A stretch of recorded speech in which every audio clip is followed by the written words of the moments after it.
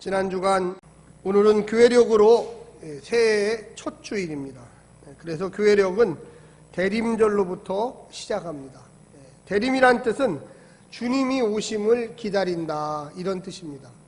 보통 대림절은 성탄절 이전 네 번째 주부터 시작해서 4, 3, 2, 1 그 다음 주가 이제 성탄절이 되게 되는 것입니다. 하나님이 약속한 메시아 예수 그리스도를 기억하며 기다리는 절기가 바로 대림절입니다. 보통 4주 정도의 시간이 걸리죠.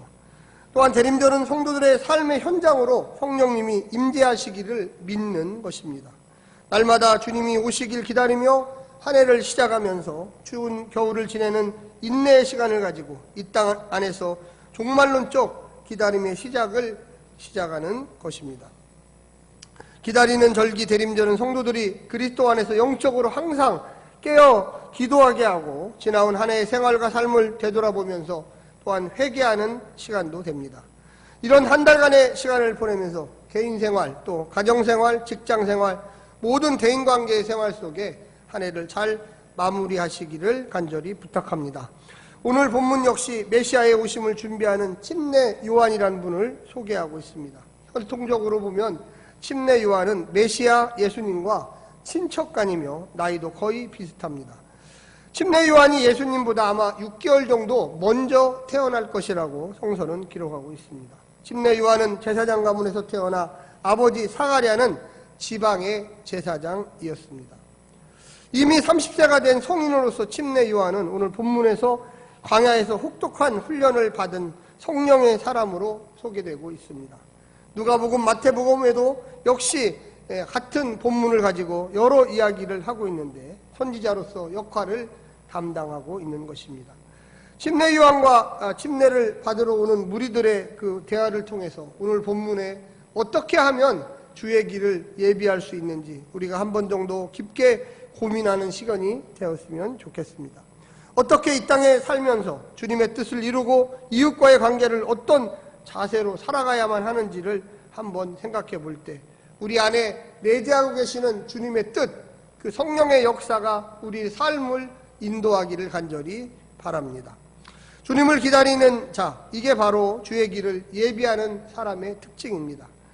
2020년을 마무리하면서 또한 2020년을 새롭게 시작해야만 하는 시간이 바로 이제 한 달 남은 이 대림절 기간입니다.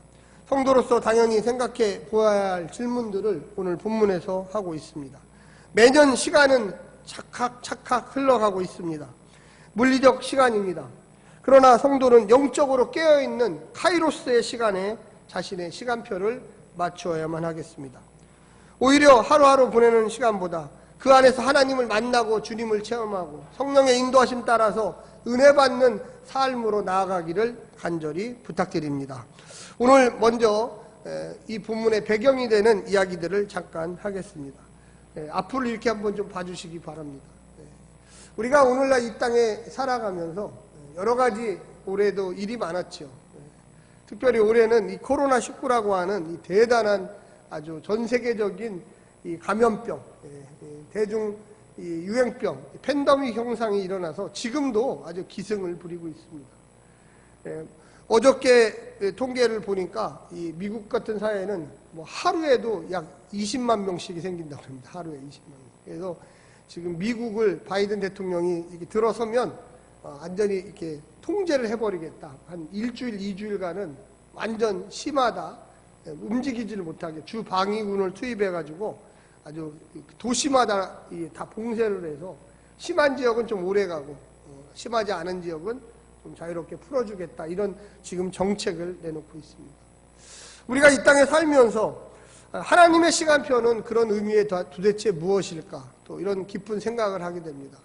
오늘도 어제도 그제도 굉장히 500명 이상씩 이렇게 계속 서울 쪽에도 이 코로나19 감염병 환자들이 전 세계와 또한 우리 서울에 또 경기도에 아주 많이 나오고 있습니다. 그래서 예배를 비대면으로 해야 되는지 대면으로 해야 되는지 우리 실무위원들과 오랜 상의와 또 기도 끝에 우리 교회는 넓으니까 그냥 대면 예배를 하면 좋겠습니다. 아멘. 좀 좋죠? 그래서 저도 아주 너무나 좋습니다. 비대면 예배를 하게 되면 제가 힘들어요. 아무도 없는 몇 사람 안 놓고 설교를 하려면 힘이 많이 드는데, 우리 교회가 이렇게 다 같이 예배 드릴 수 있도록 하나님이 허락하신 건 너무 감사합니다. 우리가 세상의 일에 관심을 갖고 또 세상이 흘러가는 방향에 대해서 알아야 되는 건 당연한 것입니다. 그런데 거기에서 끝난다면 아무런 의미가 없어요. 도대체 저런 현상들이 내가 알고 있는 하나님의 그 세계를 움직이시고 세계를 관리하시고 우리에게 복 주시는 그분의 뜻과 어떻게 일치가 될까, 어떻게 또한 반대가 될까, 이런 것들을 잘 깨달아야만 하는 것입니다. 오늘 본문에 있는 이 누가복음의 3장 1절에 보면은 아주 상당히 복잡한 이야기가 나옵니다. 그 복잡한 이야기가 뭐냐면 황제가 누구다, 총독이 누구다, 이 동네는 누가 다스리고 저 동네는 누가 다스린다, 이 듣도 보도 못한 이런 얘기들이 상당히 많이 나옵니다. 이 누가복음을 기록했던 저자가 왜 이런 얘기를 이렇게 구체적으로 썼을까요? 마태복음, 마가복음, 요한복음에는 사실 그렇게 구체적으로 나오진 않습니다. 그런데 이 누가복음을 쓴 사람은 상당히 이 정확성을 요구하는 직업을 가졌던 사람 같아요. 전통적으로는 누가라는 이 의사라가 썼을 것이다. 누가의 직업은 의사입니다. 의사. 그래서 오늘날도 그렇지만 고대 사회에서도 이 의사라는 직업은 아주 고위 관리는 아니지만 서기관들처럼 아주 세밀하게, 이 세무 공무원처럼 아주 세밀하게 무언가를 적어야 하는 직업이라고 생각했던 것입니다. 그래서 예수님의 탄생이 그냥 예수님이 갈릴리의 어떤 지역에서 또 예루살렘 근방에서 베들레헴 근방에서 태어난 그런 사람이라고 너희들은 생각하느냐? 아니다. 여러분, 만약에 제가 태어났는데, 제가 69년도에 태어났습니다. 69년도에 태어났는데 69년도에 태어날 때 세계사적인 의미는 도대체 뭘까? 이 조성배 목사가 태어났을 때 세계이라고 도대체 어떻게 연관이 될까? 이 누가는 그러한 관점으로 사실 쓴 거예요. 예수님의 태어남, 예수님이 공생애를 시작한 것, 이런 게 그냥 동네 갈릴리에 와서 회개하라 전파한다, 회개하라 하나님 나라 가까웠다, 이렇게 얘기한 게 아니다. 그 당시에 지중해 연안을 아주 거대 제국으로, 지금도 어마어마한 로마 문명이 남아있지만 이 거대한 로마 문명의 통치자, 이 디베르 황제, 그 사람보다 더 뛰어난 사람이 탄생한 것이다. 할렐루야. 이걸 얘기하고 싶었던 거예요. 마가복음과 마태복음, 요한복음은 사실 그러한 면을 잘 못 봤어요. 그런데 이 누가복음을 기록했던 AD 70년 정도에 있던 이 누가복음의 저자는 전혀 새로운 걸 본 거예요, 사실은. 왜 로마 황제가 그렇게 중요하냐? 우리가 전 세계적으로 지금 왜 미국 정치에 그렇게 관심을 많습니까? 누가 대통령 되는지, 저 남아프리카 공화국에 누가 대통령 됐다는 거 여러분도 모르고 저도 몰라요. 그죠? 저기 어느 나라 국왕의 이름 누군지 몰라요. 근데 전 세계, 그 당시에 전 세계라고 하는 이 지중해 연안의 로마 황제는 저 갈릴리에 있는 그 어떤 시골의 누구에게도 영향을 미쳐요. 그 로마 황제가 무슨 생각을 하느냐가 저 갈릴리에 있는 그 사람에게도 영향을 미치는 거예요. 그런데 반대로 이 누가복음을 기록했던 사람은 반대로 생각했어요. 아니다. 그게 아니야. 저 갈릴리에 태어난 한 사람, 그 사람이 했던 말이, 여러분 잘 보세요. 저 로마 황제에게 영향을 미친다. 전혀 다른 생각이죠. 미국 대통령 누가 조성배한테 영향을 미치는 건 너무나 당연하죠. 이 작은 나라 한국에 영향을 미치는 건 당연하죠. 지금 외교 전략가 한국의 외무부 장관 외교부는 막 분석을 합니다. 바이든이 새로 대통령이 되면 대북 전략을 어떻게 할 거다. 지금까지 트럼프는 대북 전략을 즉흥적으로 내가 만나갖고, 내가 나이가 몇 살인데 저 북한의 김정은 나이도 어린 놈 그거 만나가지고 내가 한번 휘어잡으면 내가 핵폭탄이 몇 개 있는 줄 아냐? 나는 10,000개도 넘어. 니네 10개밖에 없지. 이렇게 하면 된다고 생각을 했어요. 근데 이번에 낙선을 해. 테러 바이든이 되니까 우리는 그렇게 안 한다. 우리는 나보다도 더 전략이 뛰어난 외교가들이 많다. 그들을 보내서 여러 가지 방법을 통해서 북한의 핵을 포기하게 하겠다. 완전히 지금 전략이 바뀌고 있어요. 우리나라 같은 이 작은 나라는 그 거대한 미국이 그렇게 전략이 바뀌니까 거기에 또 맞춰서 새로운 또 전략을 개발해야 돼요. 이게 맞죠, 이게. 근데 이 누가복음의 지금 3장의 기록 방식은 전혀 달라요.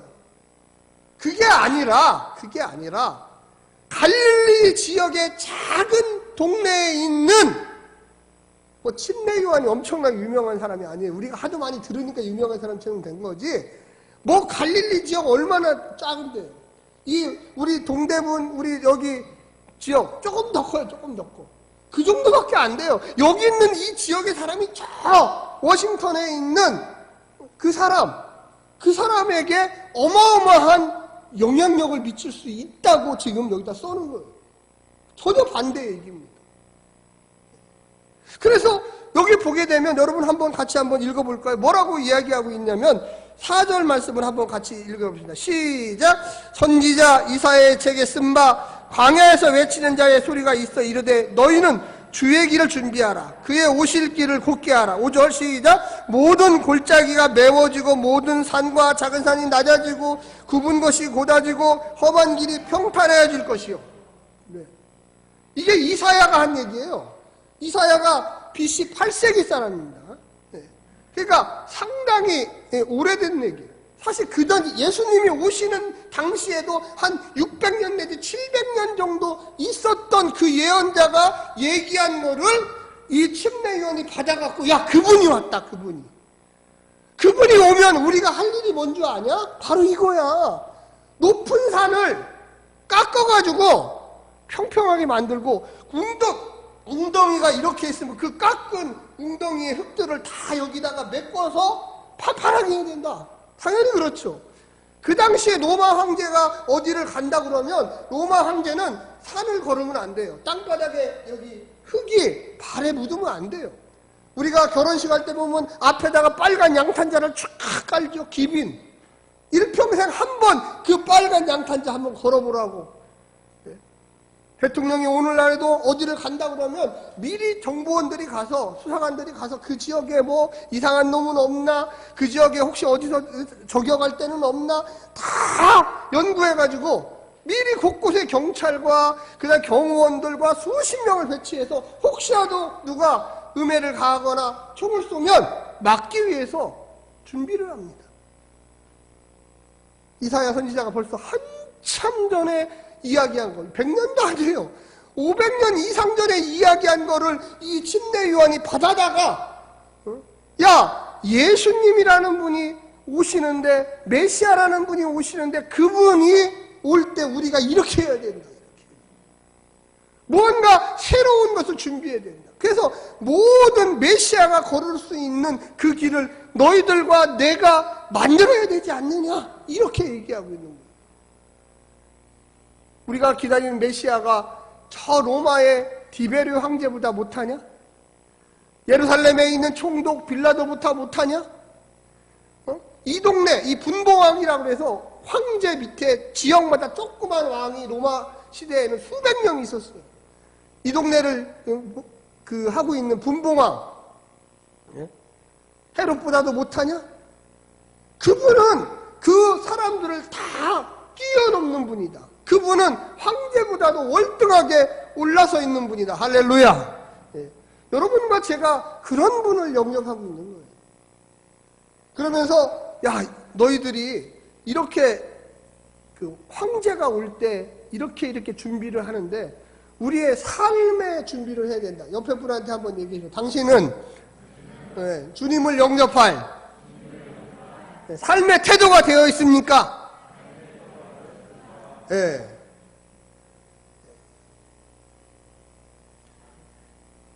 이 침례 요한이 하고 싶었던 이야기가 바로 그거예요. 그래서 제대로 메시아를 영접할 사람들은 와서 침례를 받아라. 그 침례의 핵심은 뭐냐면 회개의 침례를 받아라. 너희들이 그냥 안 된다. 우리가 어떤 좀 진짜로 중요한 사람을 만나갈 때 뭐 옛날에 보면 목욕 재개를 한다고 그럽니다. 그래서 목욕탕에 가서 깨끗하게 못을 씻고, 좀 제가 지난주에 그 머리를 깎았습니다. 어떻습니까? 인식했는지 모르겠어요. 제가 우리 성도님들을 만나려고 또 예배를 준비하는 마음으로 가봤더니 아무도 없어요. 코로나 때문에. 항상 붐비는 이발소였는데 아무도 없더라고요. 제가 물어봤어요. 요즘에 이발하러 안 오세요? 안 와요. 그래서 서비스로 머리도 감겨줄게. 그래서 또 머리도 이렇게 잘 감겨주시더라고요. 얼마나 아무도 없으니까. 저마저 안 왔으면 오늘 0이에요, 0. 무언가 내가 저 존경하고 사랑하고 높은 지위에 있는, 만약에 이스라엘 사람들이 로마 황제를 만나러 간다고 할 때 그냥 대충 합시다 만나러, 이게 아니죠. 들어가지도 못해요. 야, 너 그렇게 누추하게 입고 와서 어떻게 여길 들어오냐. 가서 옷이라도 깨끗하게 갈아입고, 너 그 산발한 그 머리 그거 되겠니? 뭐 좀 잘하고, 안 되면 머리에다 뭐라도 좀 쓰고 와라. 너의 삶의 그 중심이 어디에 있느냐. 그래서 너희가 침례를 받아야 된다. 그러니까 사람들이 구름대처럼 모여들어요. 구름대. 한두 명이 아니에요. 그냥 어마어마하게 모여들어요. 근데 가만히 보니까, 여러분 잘 보십시오. 가만히 보니까 거기에 이상한 놈들이 몇 명씩 껴있어요. 저것들은 보나마나 이 앞잡이들인데, 저것들은 보나마나 나를 이 좋은 마음으로 관찰하는 게 아니라 나쁜 마음으로 관찰하는 거예요. 이 침례 요한의 삶을 마태복음에 보게 되면 광야에서 있었던 사람입니다. 광야에서 40일 기도를 하고 힘이 막 넘쳐요. 40일을 굶었는데 힘이 넘쳐요. 메뚜기와 석청, 이 그 산속에서 그 꿀, 자연 꿀을 먹어가지고 막 힘이 넘쳐요. 그러니까 목소리가 저처럼 이렇게 컸나 봐요. 할렐루야. 컸나 봐요. 그러니까 많은 사람들이 이상하다. 저 사람이 도대체 무슨 얘기를 하는데, 도대체 무슨 얘기를 하나, 자꾸만 들으면 들을수록 빠져들어요. 제가 어저께 우연히 그 영화를 봤습니다. 텔레비전에서 해주는. 근데 그 영화의 제목이 부활이더라고요. 부활. 그래서 저는 그냥 예수님이 부활했다, 이런 이야기를 하는 영화인 줄 알았어요. 처음에. 대부분 기독교 영화가 그렇거든요. 그래서 제가 그냥 처음에는 점심 먹으면서 넋놓고 이렇게 보다가 점점 반맛이 떨어지고 그 영화 쪽으로 내 마음이 가는 거예요. 전혀 다른 영화를 하더라고요. 거기에 나오는 그 호민관, 그 사람이 뭐냐면, 여기도 오늘 본문에도 나오지만 이 구테타를 일으키는, 반란을 일으키는 사람을 때려잡는 군사 지도자예요. 이 예수님 시대에도 10년 주기로 계속 예루살렘과 갈릴리, 특히 갈릴리 지역에서 반란이 일어났습니다. 그래서 로마 정부한테 계속 이 반격을 가했죠. 그러니까 로마 정부에서 볼 때는 항상 저 갈릴리나 유대 지역에 반란이 일어나니까 이것들이 참 문제다, 문제. 그래서 거기에 지경, 이 황제 지경 군대, 이 반란 진압군들을 곳곳에다가 배치해 놨습니다. 그래서 여기에도 오늘 나오지만 마지막 부분에 군인들이 와서 우리는 무엇을 해야지 됩니까? 무엇을 해야지 그 메시아를 맞을 준비를 할 수 있습니까? 물어봤어요. 제가 어제 본 그 영화에서도 그 호민관이 예수의 부활을 조사하는 거예요. 그 당시의 사람들은 전부 다 예수를 안 믿었기 때문에 대부분의 사람들이 예수의 시체를 훔쳐갔다. 예수는 부활한 게 아니다. 그래서 로마 군인이 열심히 조사를 해요. 그런데 나중에 예수의 제자들을 만나면서 부활하신 주님을 만나게 됩니다. 할렐루야. 그러면서 그의 마음이 바뀌기 시작합니다. 많은 사람들이 예수가 온다, 메시아가 온다, 하나님의 아들이 온다 하라니까 거기에 이 침례 요한을 관찰하던, 침례 요한을 뒤쫓아다니면서 그가 무엇을 하던 사람인가 했던 군인들조차도 와! 그렇다면 내가 이 땅이 중요한 게 아니라, 이 땅의 황제를 따라다닐 게 아니라, 이 땅의 분봉왕을 따라다닐 게 아니라 영원하신 그 하나님을 쫓아가야지. 그래서 그들이 물어봅니다. 거기 한번 같이 한번 읽겠습니다. 그 14절입니다. 시작. 군인들도 물어 이르되 우리는 무엇을 하리이까 하매 이르되 사람에게서 강탈하지 말며 거짓으로 고발하지 말고 받는 급료를 족한 줄로 알라 하니라. 여러분 잘 보십시오. 항상 그렇지만 우리나라도 겪었어요. 최근에 혼란의 시대에 뭔가 사회가 불안하기 시작하면 경찰이나 군인들이 힘이 세요. 우리가 6.25를 겪고 나서 나라가 힘들었죠. 전쟁 이후에 얼마나 힘듭니까? 그래서 민간 정부가 들어섰지만 그거 갖고 우리나라를 일으킬 수 없으니까 5.16 혁명을 했습니다. 그래서 박정희 대통령이 정권을 잡아서 그 이후에 거의 30년 가까이를 군사정부가 했습니다. 역시 마찬가지예요. 예수님 시대의 10년 주기로 로마 정부에 대한 반란들이 일어나다 보니까 군인들의 힘이 엄청나게 셌어요. 군인들의 주특기는 뭡니까? 명령에 살고 명령에 죽는 거잖아요. 그러니까 그것을 악용해서 일반 서민들을 포탈하고 때리고 그들에게 강제 노역을 시키고 세금을 부과하고 그랬습니다. 여기도 똑같이 마찬가지예요. 그러니까 야, 너 만약에 침례를 받고자 하냐? 침례 받는 걸로 되는 게 아니다. 이건 형식이다, 형식. 그 안에 마음의 본질, 삶의 방향을 바꿔야 된다. 할렐루야. 여러분, 우리가 신앙생활하고 이 땅에 와서 하나님의 은혜 가운데 사는 게 이 교회의 자리에 와서 앉아있는 것만 중요하다고 생각하는 사람들이 많아요. 그거는 형식이에요. 사실은 우리의 삶의 태도를 바꿔야 돼요. 할렐루야. 태도를 안 바꾸면 그 침례 받은 게 도대체 무슨 의미가 있어요? 물속에 들어갔다가 잠깐 나오면 이걸로 끝난다. 그럼 이게 도대체 무슨 의미가 있어요? 또 나같이 가서 군인이 힘으로 사람을 때리고 사람의 돈을 빼앗고 폭력을 하고 엉뚱한 일을 시키고 강탈하고 고발하고 급료를 뺏고 그럼 도대체 그 군인이 침례받은 게 도대체 무슨 일이 있어요? 오늘날에 우리 한국 교회가 왜 교회 성도들에게 손가락질을 하고 왜 문제를 자꾸만 일으킵니까?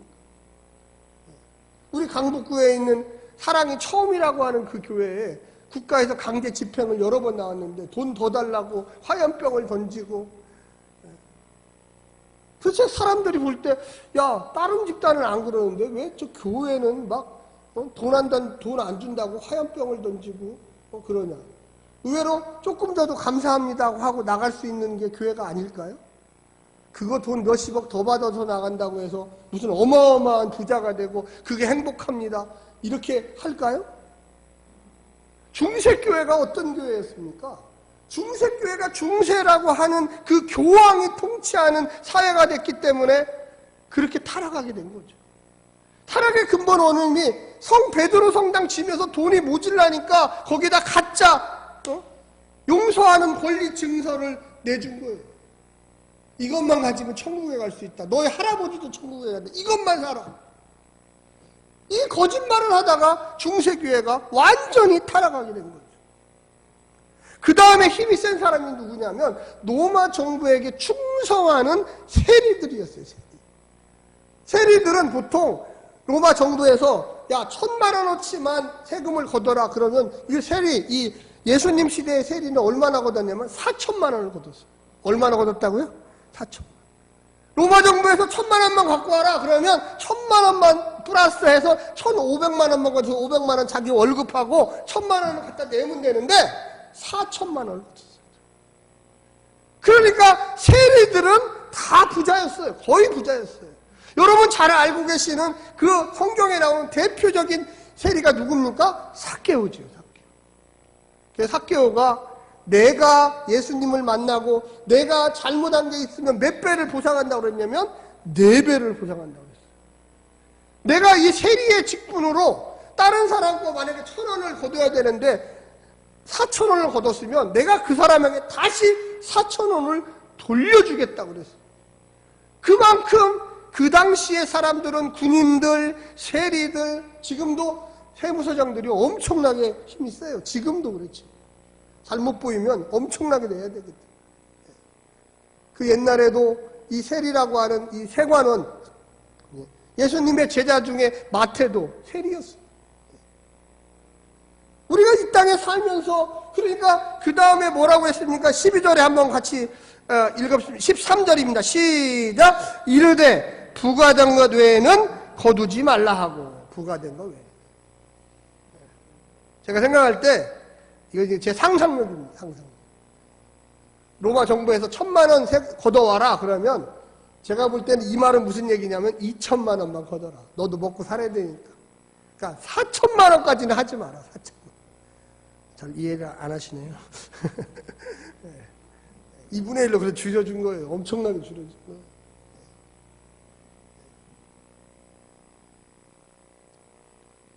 침례받으러 온 사람들 사이에 세리도 군인도 끼어 있었다는 거죠. 그리고 그러면 세리하고 군인만 회개하면 되냐? 아니죠. 무리라고 하는 족속이 나와요. 무리는 누구든지 몰라. 누군지 몰라. 다 거기 하여튼 침례받으러 오는 사람 모두 다 무리예요. 무리. 여러분과 제가 무리죠. 우리 교회는 세금으로 봉사하시는 분 없죠. 국가에. 또 군인이 없어요. 참만 다행이에요. 제가 이 설교할 때 만약에 군인이 한 번 안 계시면 그분은 얼마나 부들부들 떨겠어요. 예? 세무 공무원 계시면 또 얼마나 불안하겠어요. 그동안 떼먹은 거 생각하면. 무리, 그 무리는 뭐라고 했나 한번 같이 보겠습니다. 자, 11절입니다. 시작! 대답하여 이르되 옷 2벌 있는 자는 옷 없는 자에게 나눠줄 것이요 먹을 것이 있는 자도 그렇게 할 것이니라. 네. 침례요한이 하도 많은 사람들 속에 오는데 침례요한이 기도를 너무 많이 했고 딱 보니까 이 안에 이상한 놈들이 많아요. 그래서 야, 이게 침례받는다고 해결될 게 아니라 이 진노의 자식들아, 너희가 침례만 받으면 다 해결되는 줄 아느냐? 그러면서 제일 먼저 했던 게 뭐냐면 너희가 무리들아, 먹을 것과 옷이에요. 우리 한국 사회는 진짜 하나님이 너무 많은 축복을 주셔서 먹을 것 갖고 걱정하는 나라는 아니에요. 그런데 정말 선교지에 나가 있는 선교사님들 보고를 우리 매주마다 지금 보고 있잖아요. 우리가 먹는 거에 3분의 1도 못 먹는 나라들이 대부분입니다. 우리는 너무 많이 버려서 정말로 그 음식물 쓰레기 보면 너무 많이 버린다 이런 얘기들이 나와요. 그런데 우리 한국 사회도 아직까지도 먹는 것 때문에 고민하는 계층들이 찾아보면 있습니다. 그리고 또 옷 얘기가 나옵니다. 2벌 옷을 갖지 마라. 2벌. 저도 이 본문을 보면서 제 그 옷장을 한번 열어보니까 옷이 막 수십 벌이 있어요. 그래서 이걸 어떻게 하나, 입지도 않는 옷, 이거 왜 이렇게 매 해마다 옷을, 제 개인 옷을 제가 버려요, 제가. 그래서 저하고 제 아내하고 둘이서 여보, 우리 앞으로 옷을 좀 사지 맙시다. 그리고 이 동네마다 돌아다녀 보니까 아름다운 가게가 굉장히 많아요. 사랑하는 성도님들, 아름다운 가게 좀 많이 좀 이용해 주시기 부탁드립니다. 아멘 안 하시네. 나는 죽어도 새 옷 사야 되겠다. 다시 한번 해보겠어요. 동네 가다 보면 아름다운 가게가 많아요. 그래서 기증을 받아서 그분들이 아주 저렴하게, 뭐 10만 원짜리는 5천 원에, 만 원에. 그 팔아서 그 돈을 또 가난한 사람들에게 도와줘. 저는 아름다운 고객이에요, 고객. 아름다운 고객, 행복한 성도. 할렐루야. 그래서 가서 보면 굉장히 옷이 좋고 많습니다. 물론 우리 행복한 교회 옷 관련되시는 새 옷 만드시는 분 많은데 자꾸만 아름다운 고객 되라고 제가 얘기해서 죄송합니다. 좋은 의도로 받아주시기를 믿습니다. 그만큼 그것을 절약해서 가난한 사람들에게 쌀도 사주고 라면도 사주고 또한 도와줄 수 있는 기초를 만들어내는 거죠. 그뿐만이 아니에요. 단지 여기서 옷과 음식에 관련된 얘기를 하는 것이 아니죠. 우리가 성도라면 정말로 주님이 오시기를 기다리는 그러한 자세로 살아가는 사람들이라면 우리 주변에 저 사람은 무엇이 필요한데, 이 사람은 무엇이 필요한데, 이 사람은 무엇이 필요한데 내가 가지고 있는데 그 사람에게 줄 수 있는 그런 믿음이 있으면 좋겠습니다. 할렐루야. 예.